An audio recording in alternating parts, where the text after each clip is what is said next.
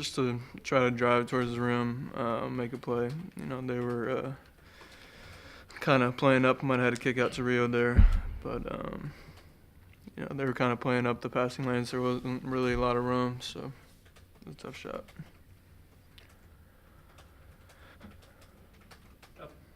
Mark, how tough is that one? I mean, particularly coming off the win over Arizona and knowing that it was going to be hard to kind of get back up again. It was tough coming back, like you said. We still had a chance to win. I feel like if I'd made my free throws, it was a chance. It gave us a chance to win. Makai, did you feel like you had some hangover from the Arizona game? Yeah, I think we need to do a lot better job with our energy right from the start. Everybody was just kind of dead, and we didn't really pick it up enough to pull it out in the end. So.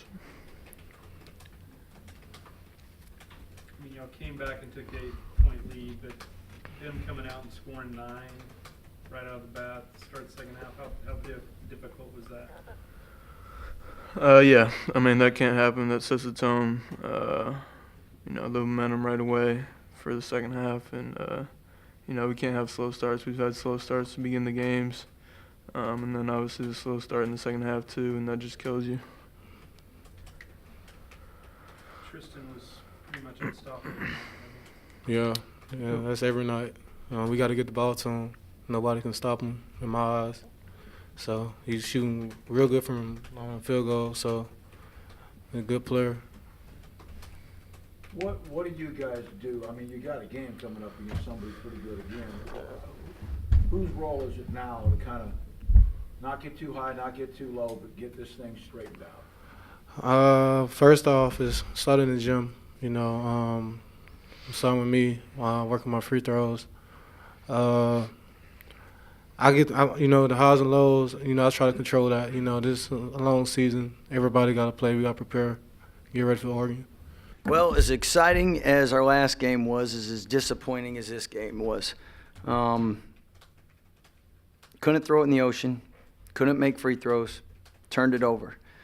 With all that being said, if we guard the second half like we did the first half, especially in the first 8 minutes, we win the game. And I thought our defense was great. First half and it was good last 10 minutes, but beginning of the second half really hurt us. And when they were shooting 60-some%, we went back to the zone. That was good. And then at the end of the game, again, you're not going to win close games unless you make free throws. And that's something we got to get better at. What's the fine line of having Vital, who does so much for you, and yet he does struggle at the free throw line, having him on or off the court? Well, at the end of the day, that's always in coaching what's tough is you have maybe guys that are better offensively and then guys that are better defensively. In hockey, you can substitute them lines in. In basketball, you can't. In football, you do that. In basketball, you don't. So you really want two-way guys, guys that can help you on the offensive end and guys that can help you on the defensive end. One thing you love about Mark is you never question his effort. You never question his passion and his energy. And the biggest thing was his 6 turnovers. I think that was an area where normally he's a better facilitator than that. But his rebounding and defense is very good. Scott, did you feel like the team had a hangover from the last win? No, definitely we weren't as energized as we were at Arizona. And that's as a coach, you know how good SFA is.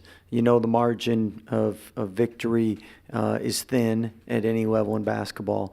At the end of the day, that's why you hope to get a big enough lead where if something at the end of the game happens, it doesn't affect you because you're up 5, you're up 7. So now if they hit a last-second 3, you turn it over, or you miss a shot and they get a layup, you still win by 2 or 3. And unfortunately, that wasn't the case. And obviously, end of the game, you go back and And once we didn't get the rebound, the first thing is you got to get back on defense. We didn't get back. And, I mean, that's something when you're more inexperienced, you tend to not execute during certain times of the game, especially pressure situations or when you're mentally tired or fatigued. And we had a lot of breakdowns in the second half defensively, trapping when we shouldn't trap, switching when we shouldn't switch, not switching. And again, that's physical fatigue, but mental fatigue hurts you worse sometimes. Scott, was that what you wanted there at the end, or what were you trying to create there at the end? Well, first, you didn't want to turn it over. Second of all, you wanted to not give them a long clock. Third, Makai did a great job closing the game in Arizona, and we feel very good with him getting a high percentage shot or getting a good look. And then if he doesn't make it, you got rebounders in position. So the problem was when we didn't get the rebound, we needed to get back once they had it rather than try to stay in a trap. Because once you throw out of a trap, now, and remember, the trap's only good if you're denying the next couple people out. Well, we're all back except for 2 guys in the trap. So once you throw out, it's 4-on-3, and that's not good odds. Tristan, I mean, he was just unstoppable. Yeah, I mean, when we could get him the ball, and the tough thing is the way they were guarding him limited getting him the ball, so you had to clear the backside. You had to do some different things, and what was really tough was Arizona was completely different. It's a gap defense. It lets you move the ball, keep everything in front of you, and SFA's a deny everything. And Sunday night we get back late. Monday you practice, and we didn't have enough carryover in what we practiced. You just make it tough when you can't make shots. You look at everybody else, and y'all just. And that's one thing. When you make shots, it's human nature. You guard better, and you have more swag. You have more energy. And I credit us for at the end of the game. They're at 42%, and as bad as we shot, they could have been at 50% because I mean, there's no joy in Mudville when you're 4 for 24. So unfortunately, that's been a lot more the 4 for 24 than it's been bad shooting. We're due for a good shooting game. And unfortunately, if we didn't shoot it well in practice, we'd be like nobody shoot threes anymore. But we shoot it well in practice. So, in fact, I never see Jared airball threes. And you step in the game and, yeah, they're all – I mean, the first couple are like, is that the same guy we have in practice? And so, again, frustrating, really frustrating. But that's, as my dad said, that's what you get with youth. And